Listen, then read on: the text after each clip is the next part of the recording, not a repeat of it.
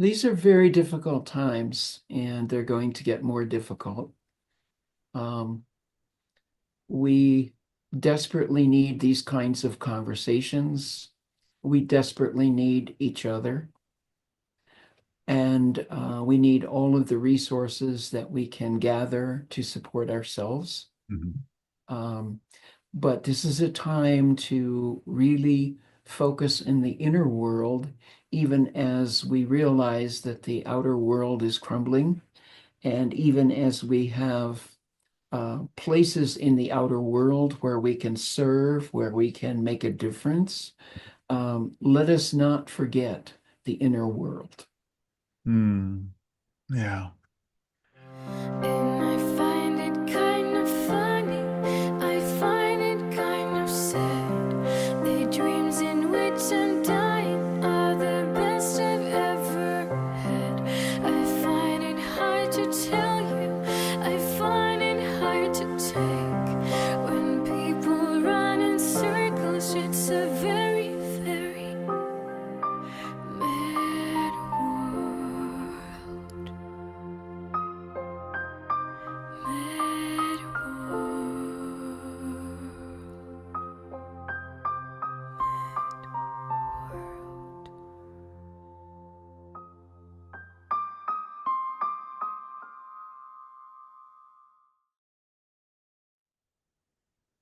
Hi, welcome to the second episode of Focus here on the Poetry of Predicament podcast. Um, and its focus is Christian nationalism in this newly elected and implanted Trump presidency, take two. And it is such an incredibly deep and broad topic that I just know that there will be future additions to this two-part episode as it stands right now in January of 2025. I'm about to open up this second session with a 5-minute clip from Mother Jones, who is left-wing news provider. I think they do a pretty great job. And they, like almost every one of the other clips that I've included in the first session or in this one, um, all of them, no matter how good they are, they're only giving you a small picture, a small fragment of an incredibly rich, meaning multifaceted and deep and long-standing plan to play the long game that this Christian nationalist movement, this fundamentalist Christian movement, this new apostolic uh, program in American Christianity and its involvement in virtually all aspects of our political and cultural lives. They've won. They're there. They're at every level of government, from the very top all the way down to the most local, in the vast majority of counties in the USA. So again, I believe that this Mother Jones clip is very, very useful to kind of get some of the strong footholds that they have and have been working on for decades. And they just have a clean, clear layout of that facet. Um, we'll then be going into the next piece of my conversation with Carolyn Baker. And because we only gave ourselves two episodes here at the onset, we're going to be moving fairly quickly from, uh, we're going to open up our conversation in the second session with some conversation about a Hollywoodized version of a complete takeover from this kind of fundamentalist Christian stance. And that, of course, is in Margaret Atwood's Handmaid's Tale. So we speak a little bit about that. I certainly have expressed my concerns about that. You know, it's one of the most intense television productions or entertainment productions I've ever seen. Um, so I just want you to know that's coming. If you have not seen that, and if you have a stomach for it, like The Family, the Netflix series that Carolyn suggested that you watch in the first episode, this could be your homework if you'd like in the second one. And again, both are pretty intense, but they're important. They're important possibilities for where this could go, and kind of warnings, if you will. So there will be a couple of other clips laced in to that last part of the conversation that Carolyn and I have. But primarily, I'm leaving it for Carolyn to share with us a little bit more about where she's going in her own personal expression in these times, her calling, and that is to take on a particular kind of coaching that she's offering. She's in a very in-depth training program for this kind of coaching. And this also is very much like the many, many steps that Carolyn's been taking for many years now to blaze trail for us all in times of collapse. Like, how do we face this? How do we stay sane in the face of these incredibly disturbing events that are affecting our country and the world? And so I asked Carolyn to just give us a sense of some of the orientation of that coaching work.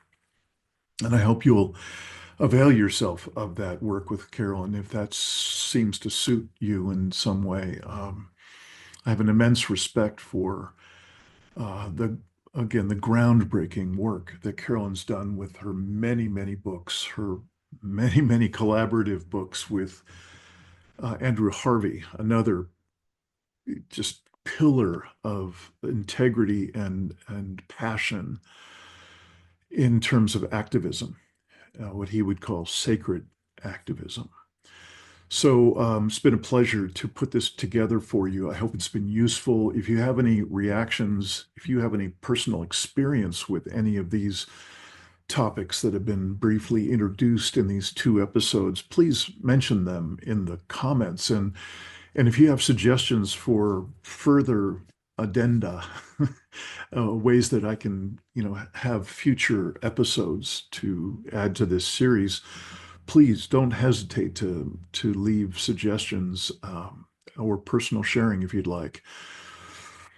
As you can probably tell, I find this material extremely disturbing as anything else, because it includes a complete disavowal of any of our environmental concerns, anything to do with overshoot or habitat destruction or species extinction, any of the issues that we might bundle together and call it the polycrisis or the multi-crisis or the meta-crisis.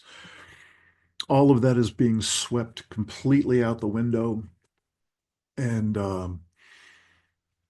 really what we're being left with is this kind of Christian fundamentalist infrastructure at virtually every level of our society here in the US. And if you're watching The Family, that series on Netflix that Carolyn suggested, you'll also see how insidious this program is and for how many decades they've been circulating their messages around the world and installing them in terms of policy around the world. I find that disturbing. So again, please comment, bring your suggestions for future elements to include, or criticisms if there's something that we might have presented that is not accurate in your experience, and so on.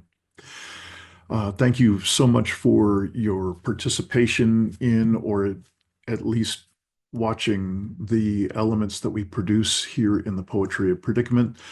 And I hope you'll look into joining us in the Living Resilience online community space, in which we have a number of online support groups, special focus experiential training groups, and also online courses that really go right into this level of exploration in a number of different topics, not just the Christian nationalist topic. So again, thank you for any way in which you are supporting this work, from your watching the videos or your participation. And for those of you particularly who are choosing to join our online community space like a little mini Patreon and supporting us with some amount of monthly contribution, thank you all so very much. It means a great deal, and it helps us continue to offer this work and to not wrap this all up in a commercial environment like so many podcasts have to do. So thank you, and hope you get tremendous value and interest out of this, the second and for now final episode of our focus on Christian nationalism. There is an ascendant religious group that I've been following. They believe that the United States is a Christian nation and that the Constitution is rooted in the Bible. And this group believes that Christians are called to take over the government and that Trump has been anointed by God to help them do that. Many people have told me that God spared my life for a reason. This minority of Christians has an outsized influence. They have proximity to power. They are going to be trying to accomplish a whole lot under the new Trump administration. We're going to protect Christianity, and I can say that. I don't have to be politically correct. Here are 5 things that they definitely have in their to-do list.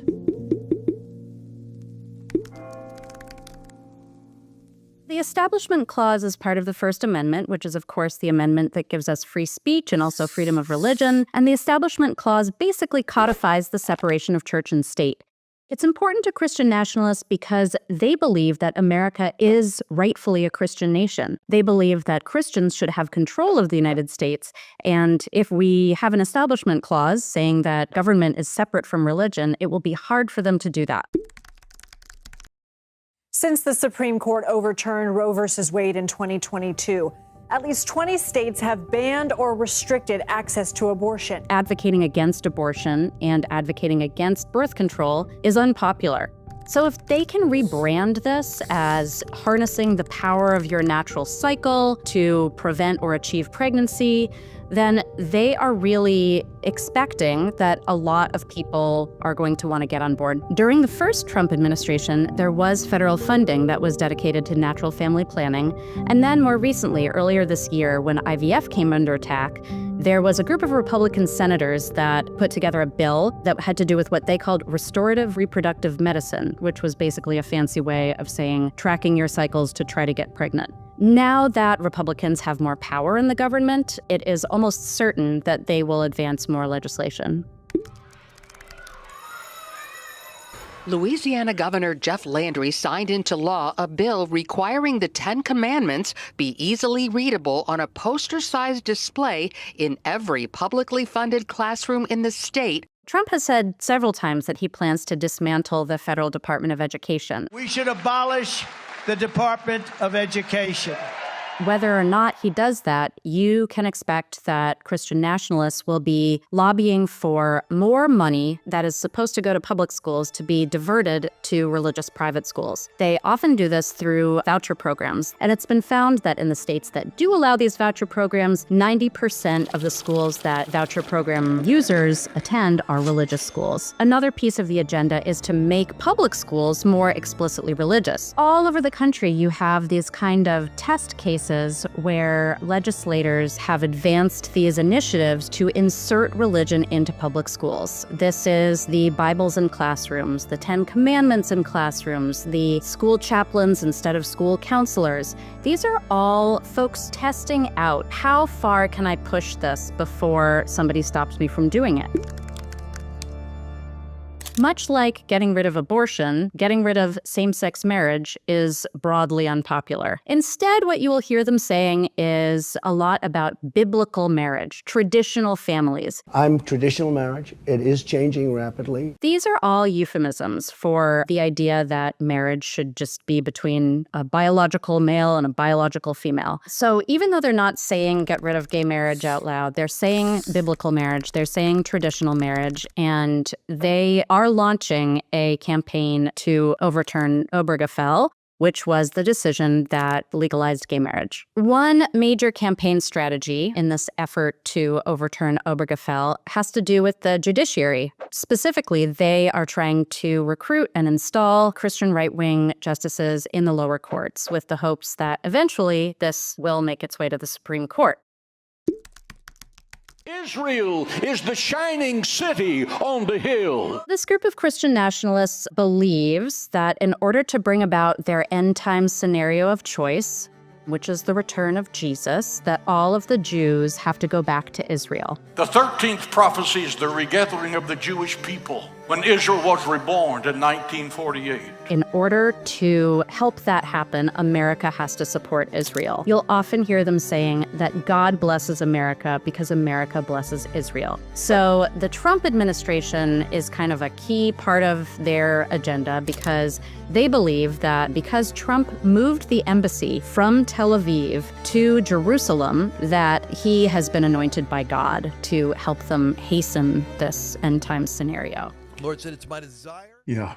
And I just, in the name of including it in case you or I want to bring it to the forefront in our remaining time here, I asked you just before we got going what your orientation is to Margaret Atwood's Handmaid's Tale and the Gilead, the USA, and how her version of the transformation of our country and our values to something so corroded, something so deeply cynical. It is a horrific story, and I'm very tentative to dive in full out, and make it a full-throated, oh, these have fit together and this is where we're headed. Yeah. But even a small fraction of that showing up in real time in our next couple of years, if it doesn't have people's attention right now, my strong suggestion is it would be good to have at least somewhat on people's radar. Just like you were suggesting, Jeff Charlet, I would also suggest as much as a person can watch, whatever their tolerance is for such intense material. It's a worthy watch. I agree. I could watch only one episode and then I couldn't watch anymore. In terms of the philosophy behind that, that's exactly how I was raised. And, I was certainly, I consider myself fortunate. And I think most LGBTQ people also consider themselves fortunate to have been born in a time before this becomes a reality in our culture. It's horrifying, and there is no such thing as LGBTQ in Handmaid's Tale, as far as I know. I didn't finish watching it, but it's horrifying to me because this is what I heard growing up. This is how women should be. This is how men should be. This is how a community should be run, and blah, blah, blah. It was not that blatant, but that was the idea behind it. In theory, this is how we should live. I want to blend a couple of the threads we've talked about so far, and to just bring them up newly together. This idea of accelerationism that you originally brought up with regard to the rapture, that's a significant part of the Yeah, evangelical kind of baseline. yeah, And I'd like to speak a little bit about some of the components of Project 2025 sure. and also just mention, planting seeds again, that an important other dimension of the intensely religious element that is a component of this whole long game is an organization called Opus Dei, which is a Roman Catholic fascist-based subgroup that actually has, I will be including some elements from a description video, and of course the link to the full video as well for viewers who are interested in getting some more detail on it. But it is staggering how members of Opus Dei um, are actually already in place. Amy Comey Barrett is actually one of those people, and of course I'll be including video clips to make that a bit more vivid for folks. And Leonard Leo, who is very close friends with Clarence Thomas and has a lot of influence over the Supreme Court. Mhm. Very good. So the last piece I wanted to mention in this little seed planting moment was in Project 2025. I mean, this thing is massive. It's a tome, and perhaps that's intentional to have it so massive that nobody, even the best journalists in the country, are going to struggle to distill it out and make it something digestible by the average person. But I'm wondering about this notion of accelerationism and like what else could they be thinking of than accelerationism in with the amount of government that they're planning on basically corroding to death, Mhm. dispersing to death, diffusing to death, whatever you'd like to call it. And I'm thinking, I just have an environmental focus as one of the primary things for me. And, they're planning on decimating our environmental actions of Yes, any kind that have yes, ever been in place. And all of that has been admittedly not nearly enough in the first place. So it's not like we've got some massive environmental movement going on that has momentum and is in great shape. It's right. barely wobbling itself into this coming year. So I just wanted to kind of press together a couple of those elements from Project 2025 and their massive policy statement. Well, And I think yeah, Project 2025 has been greatly influenced by the New Apostolic Reformation and their points right. of how they want to change the culture. Can you say And more about that? well, I think it's very important if you put, when you do this recording, when you post it, I think it would be good to have those points available for people to read as to how they think the culture should be changed and the way they plan to influence every aspect of society to make that happen. And so I think that is part of the reason for the acceleration is that I do not have any research on how many people who wrote Project 2025 are involved with the New Apostolic Reformation, but I'm sure they have access to the points and agree with them. Hmm. Great, thank you. I'll be sure to uh, dig a little deeper and see what I can paste together between those two. So I don't know where you'd like to go, and I'm certainly ready for you to just speak it and we'll go there. But the question that's bubbling up for me right now, just on a personal level, again, I just have always appreciated your the heartfulness that you bring to your each of your books. And I don't personally share a religious background. I've just never gotten it. I've been resistant, and I'm not the religious guy. Can't imagine why. But I do have actually a number of life-changing relationships with people of faith that we have found a common ground that I respect and appreciate and I honor those relationships. I hold them quite dear. And I consider you one of those people, oddly enough, because I don't know if you consider yourself at all a person of any of that prior faith that you grew up in. It seems, yeah, it seems like I see you shaking your head. So I'm um, what I'm nudging toward is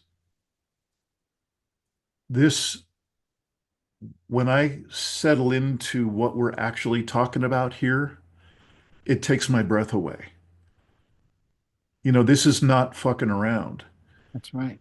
This is the real deal, and they have been going at this for 45 years or at least. At least. Yeah. And there are elements that are close enough to the Hollywoodized version of Margaret Atwood's Handmaid's Tale. Right. It literally takes my breath away. Yes, indeed. And so I'm curious, you are pretty deeply into an advanced coaching program that's like designed for these times. So yay, you're going to the next level, and I'm so glad. I can't imagine anybody more perfect for that kind of a program to bring your skills out to those of us who could use that kind of coaching. And I'm just curious for you as you, the person, and you as the aspiring coach at this remarkable level, how do we start to come anywhere near being expanding our capacity to truly be present to like this conversation?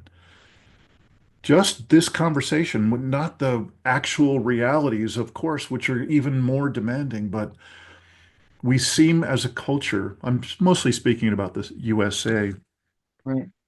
we seem so crippled, so stunted in that capacity to truly be present to the impact of this self-terminating culture.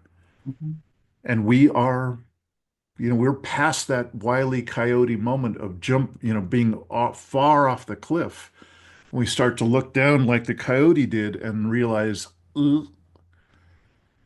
here we are. And to notice the scale and intensity of these aligned forces for 45 years shaping our national and international space. I'm just curious if you could speak to what is it to expand our capacity to come anywhere near enough to be present to what we're actually talking about here. Well, I think first we have to ask the question, and this is fundamental for me, is what are these times and these events asking of me? Mm-hmm.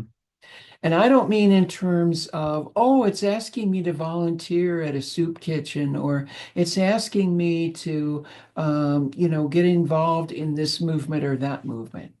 Mm-hmm. What is it asking of you on the inside? Because I believe these times are sending us an engraved invitation to go inside of ourselves and take a hard look at what in us has led to this time and this predicament. What in us, what wounds, what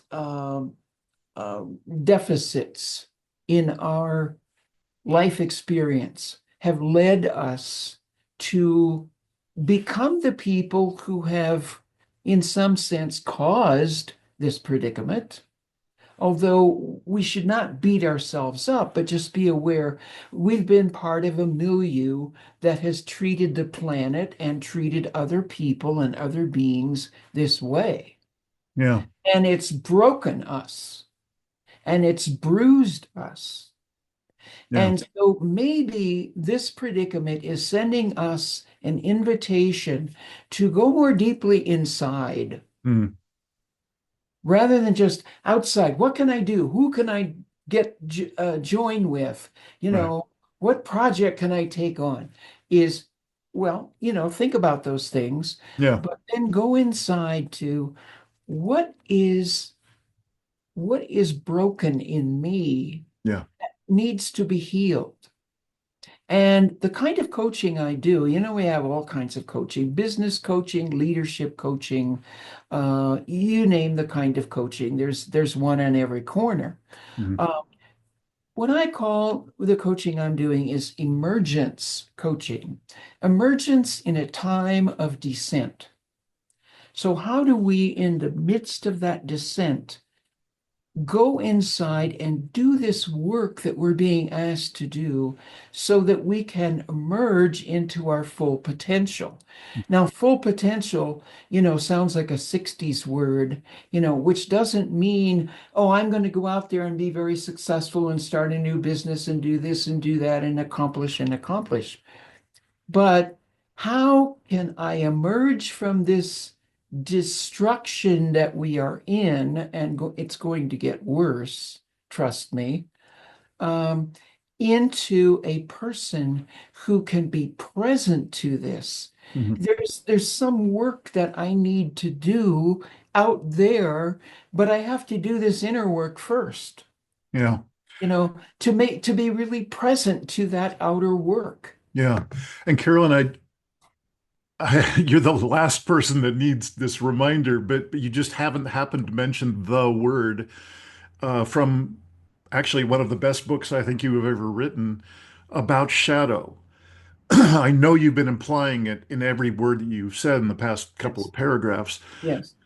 but I just want to make it very explicit that what I'm hearing you describe is to do the inner work that implies how have these unmetabolized,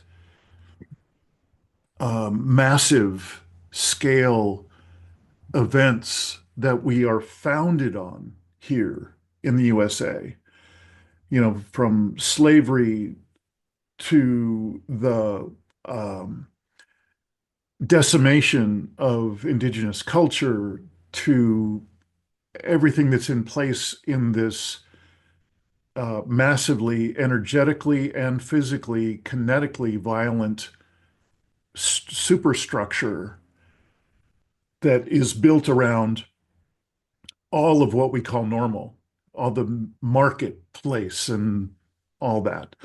So I'm hearing you say that there's a personal track we can get on to look at what is my part of the inner work that can then empower or perhaps ripple out into a larger scale. We can all aspire a larger scale actual metabolizing at any level these massive toxic foundation pieces. Is that close to what you're saying? Yeah, that's very close to what I'm saying. And also, I want to add to that. I just read a while ago, I just read a new article in The Atlantic about the massive effect and impact of loneliness in our culture, Yeah. that we are a culture of people being alone, and Yeah. our individuality has just gone off the rails. Mhm. You know, it's individuality now on steroids, and we don't know how to connect. Yeah. We may think we know how to connect, but we really don't, because our capacity to connect has been so wounded. Yeah. And so, you know, in coaching, you're not just hanging out and talking about stuff. You're developing a relationship with somebody, Yeah. and somebody who can help you develop relationships with other people. And that is what we have to have now. And I just like to say something about, because I hate, and I do it all the time, but I hate any ways in which I get drawn into us and them. Hmm. Hmm. And so, in terms of connecting with these fundamentalists, I don't want to connect with any of the guys who wrote Project 2025, Hmm. but many of us have relatives, or we have friends or neighbors who are Trumpistas, or whatever you'd like to call them. Um, and, you know, it's become almost impossible to dialogue with those folks. Hmm. Some people find it completely impossible. And in my book, Confronting Christofascism, I put a whole chapter in there about how we can not continue to other them. Hmm. Um, and that's not by going up and hugging them and, you know, being all warm and fuzzy. It's just about listening.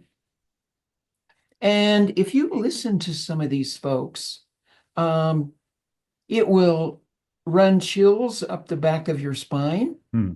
or it might break your heart. But the main thing is to listen to them, not argue with them, not present your, you know, but rather to, oh, so you're a born again Christian for how long? Okay. And how did you decide, or what happened that you became a born again Christian? Oh, okay, okay. And you voted for Trump. Okay, that's interesting. And what made you decide to do that? Hmm. And it's listen, listen, and listen, as long as you can stand it. I mean, it may be very difficult to do. I mean, Yes. I'm trained to listen, so I can do it maybe more easily than some folks, but um, it's that kind of taking it in. And you'll begin to notice the brokenness, the woundedness, Hmm. the despair that these folks are in. And it will make perfect sense to you why they're there, why Hmm. they're doing what they're doing. And you know, you may deplore it with all your heart, as I do, but you'll go, oh, well, that makes sense. And then you'll start asking, what in the culture is causing people to go there?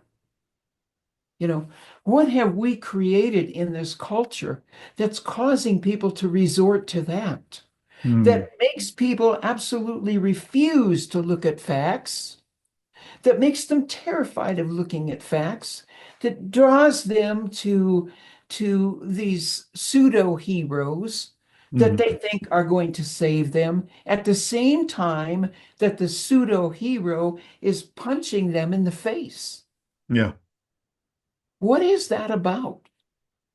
Yeah. This seems like it's a good place to just plant another possible parallel seed for a thread. And that is, geez, for at least as long as I've known you, and I believe a few years before that, um, I've included the an element from indigenous folks here in Turtle Island in USA who have written about, and actually one guy outside of those indigenous voices, Paul Levy, about Wetiko. Mhm. And one thing and I'm happy to put a link into a couple of recent videos that'll put flesh on the bones for that conversation for the any viewer in here that doesn't know about Wetiko. But why I bring it up here is that there are very few um, kind of ways of sense making these times Right.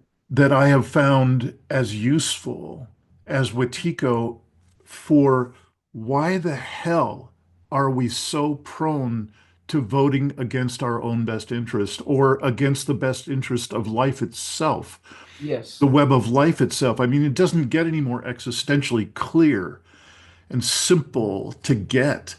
Yet we, as a culture, certainly as a national culture, and evidently as a global culture, we're taking it down. Yeah. We're killing it. And so this Wetiko, this white man's disease, this um, mind virus, if you will, it is self-terminating, and we are now self-terminating. So for those who are looking for a way to sense make this insanity, Mhm. that might be a good place to start. So I just wanted to Great. put that in there. There'll be links and anything that might spark in where you'd like to go next. You're certainly welcome. Yeah, it reminds me also of the addiction model. Hmm. Why do people shoot heroin into their veins when they know it's going to kill them? Yeah. It's similar in other ways, and Yeah. you know, I'm a big fan of 12-step groups, Hmm. and I think it's really important for us to look at Hmm. our addiction to fossil fuels, our addictions to power and control, and I could go on and on and on. Yeah. But I think the addiction model is, in addition to Wetiko, certainly tells us a lot about why we vote against our own interests, because it is like shooting heroin. Yeah. Carolyn, you've already taken us through a strong first loop of how do we even start to relate with one another in an empowering way? First, within ourselves, to make a choice of how am I deploying my attention? What will I pay attention to as I start to really get a vivid idea of what we're actually facing? And it's time to pay the piper. Mhm. And these are existential issues that you're inviting us when you were describing about the coaching track that you would Right. possibly suggest for someone. Mhm. And I'm wondering if we could just perhaps take another loop through that. Mhm. Um, to me, there is no more important conversation to be had than how can I deploy my attention in a way? How can I presence myself in a way? How can I be in relationship in a way that brings forth a more authentic living, a more authentic way of relating Mhm. in the face of the most challenging circumstances in human history? Mhm. You know, the stakes are really, really high for a person who's really willing to open their eyes now. Yeah. So I know you, gave us that kind of first cut at describing a possible track for a person in coaching Mhm. could go. I'm wondering if you could take us to another level that perhaps speaks to some of the process that you've taken over the years. You've been at this a while. You've been through the tough layers from the early initial ones to the ones that I'll just speak for myself that can be as challenging as anything in the first day of when my eyes got opened. In fact, there's these days, it's rare that I have a week go by that my jaw isn't dropped like, oh my God. Mhm. So can you just speak to what it Sure. is to build up our kind of capacities to be in the face of that? Yeah. Well, first of all, I think it's important to understand that this predicament, and I'm insistent on continuing to use that word because it's not something we can solve. It's something we have to respond to. And ways to respond is to understand, first of all, that this is unprecedented in a way, in many ways, but it is demanding. It's not just inviting, it's demanding us to do inner work Mhm. and to feel our feelings about collapse, whether that's fear, anger, grief, whatever it may be. Mm.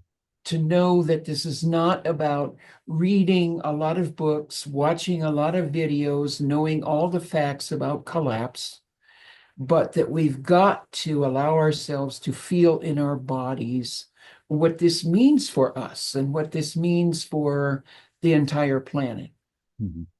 And then we have to get some kind of support for feeling those feelings. Now, it may be the coaching relationship, which is ideal. And in addition to that, we must have community support. We must have the support of people around us, whether that's physically in our community, whether that's a Zoom group, whatever that is. You certainly have, with the Safe Circle calls, given us a beautiful model of what that looks like. I don't know if I've told you this. I think I have, but I'm not sure. That I have a collapse group here in Boulder that I did not start. I started a collapse group when I first came here in 2009, and that group went on for about 5 or 6 years. And then there was no collapse group in Boulder. And I just sort of went underground with my work locally. I was very, very out there in terms of the rest of the planet. But locally, it was kind of like, well, this is a bubble and people don't want to hear about collapse. It's a very affluent community, blah, blah, blah. And one day I get an email that says, End of the World Group. And I was invited to come to this group of people who were thinking about starting a group ongoing about collapse. And we've been at it for now almost 2 years. And we have never renamed ourselves. I don't know what we're ever going to name ourselves, but we meet twice a month. And we talk primarily about three things. We talk about our feelings, about what's going on in the world. Mhm. We talk about our own emotional and spiritual development that's coming from what's going on in the world. And we talk about how we can help each other. Mhm. How can we support each other as we go through this? We're also considering, as collapse deepens, how can we contribute? How can we contribute to the community? Is there some piece that we can offer that people will be ready to hear? Mhm. So this group has been incredibly revitalizing and supportive for me personally. And it's like I don't have to be in the closet anymore in my community about collapse, Yeah. and it's absolutely wonderful. So understanding that there's emotional work to be done, understanding that you need support for that, and then what is this crisis calling me to do? What is it asking of me in terms of the external world? Is there some work, and I don't mean a paid job necessarily, but is there some work that I'm being asked to do? Yeah. And to never underestimate what that work might be. You would say, well, that's too small, that's nothing. Because we we've been trained to believe that in order to influence this predicament, we have to do something big. We have to be Greta, or we have to join a big group, or we have to, run for office. Now those aren't bad things, but we don't have to do any of those things. We can do things that look very small. Yeah. But I'm a big fan of Meg Wheatley, and she talks about becoming aware of what's calling you. And she's written this wonderful book and revised it. It's now updated, called Who Do We Want to Be? And in there, she talks about ways that we contribute by doing what calls us, no matter how small it might look. Who do we want to be? What are we being called to be? And that we don't get all obsessed with the outcome of that, but rather do it because it calls us and because it's the right thing to do. Exactly. Yeah. So I hope that answers your question in part. It does. It leads me right to the last question I have for you.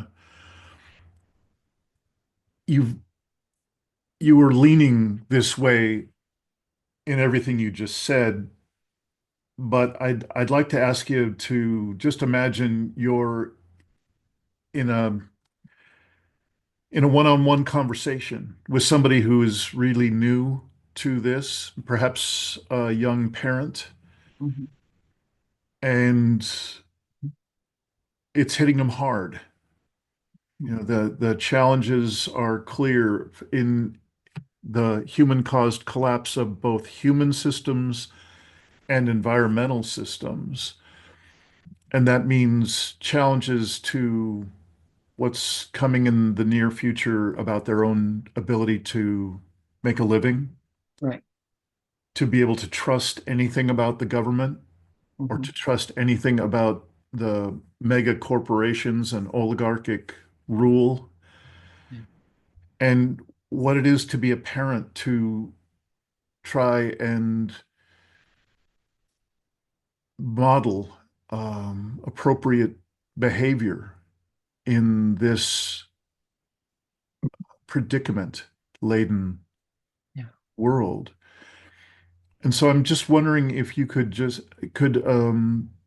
weave together some, I don't like to use the word advice, but some suggestions on as personal a level as you'd like to, what would you say to someone with those challenges?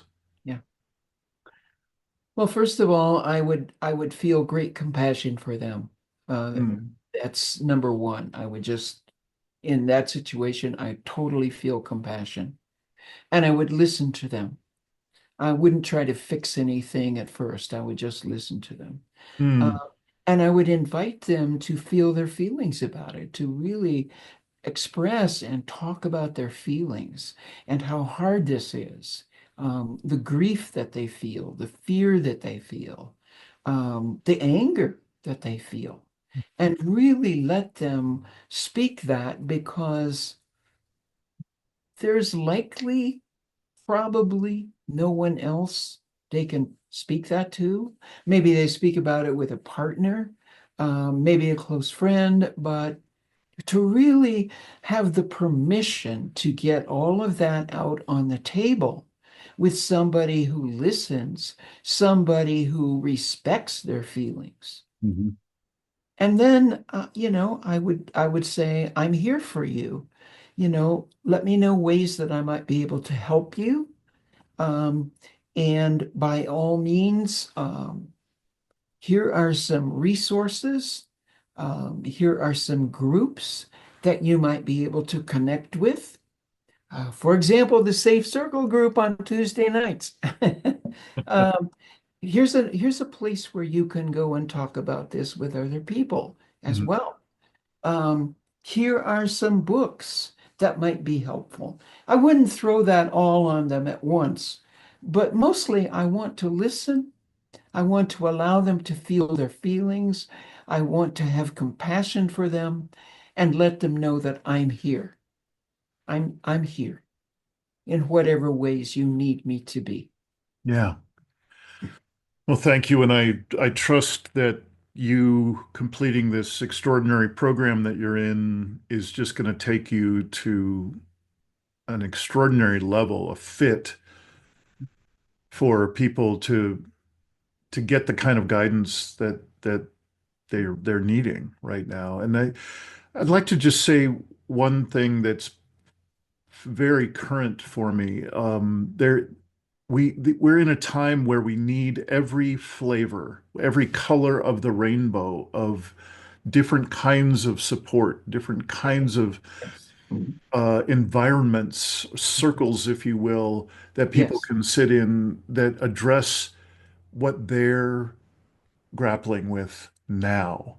right. Kind of meeting people where they are. And you've mentioned a couple of times, thank you for mentioning the Safe Circle calls that we do every Tuesday night, 5 to 6:30 Pacific time. And what I would call that is a drop-in style support group. And that tends to be kind of the first layer or an introductory space for people. And it isn't that we never talk about the more challenging emotions or even have some tears from time to time. We do from time to time. What I my experience in the many offerings that are now available at that drop-in style support group level is a welcoming, inviting people who are at the kind of initial stage of having their eyes opened and sometimes in a very uncomfortable way. And there is, in every one that I've seen so far, every one of these offerings, um, there is that space, there is that invitation. And I want to just mark out my own experience of what's available after that. You've nudged us in that direction in the middle of this conversation today, which I absolutely appreciate and kind of predicted that you would, is that you pointed toward really the core inner work of collapse that people who might have gone up the stages of awareness ladder that was so beautifully put together, such a simple model, so beautifully put together by Paul Chafurka, that inner work takes work. It is some of the most challenging work that I've ever encountered, and I've been at this a long time, and I know you have. You know, to go at that deeper, that inner work was a part of my growing up long before the the real issues of climate and environmental concerns and collapse itself were ever really pressing on me at all. And I appreciate very much how you've laid that out for us in the middle of this interview, that it's not for everyone. You know, in Paul Chafurka's model, it's a small percentage of us will ever have that privilege, have that opportunity, create that for ourselves, or even be willing to dive into that level of work. But I do want to mention that it is, in my experience, vitally uh, revitalizing for me, my system, my psychology, my heart, my relatedness with other people. While it is extraordinarily challenging, it can be extraordinarily challenging to do that inner work. I have not experienced anything more, gosh, I've said it already, but revitalizing, reopening my heart to what's possible and expanding my capacity to be present, no matter how tough the circumstances promise to be. So I'm guessing that you are expanding your capacity to hold space at that level, which is already pretty massive capacity given how long you've been engaged with this work. I'm so glad to hear that you are going to that level and going to be offering that level of coaching for people. Um, that's it particularly warms my heart. That is the area where the rubber really meets the road for people who are existentially engaged. They really get it. So I'm just glad that you're stepping up to offer your your best efforts coming soon. No, thank you. Me too. Yeah. It's my favorite thing. Carolyn, is there anything else that we haven't talked about that you'd like to just say in summary? Anything you'd like to offer?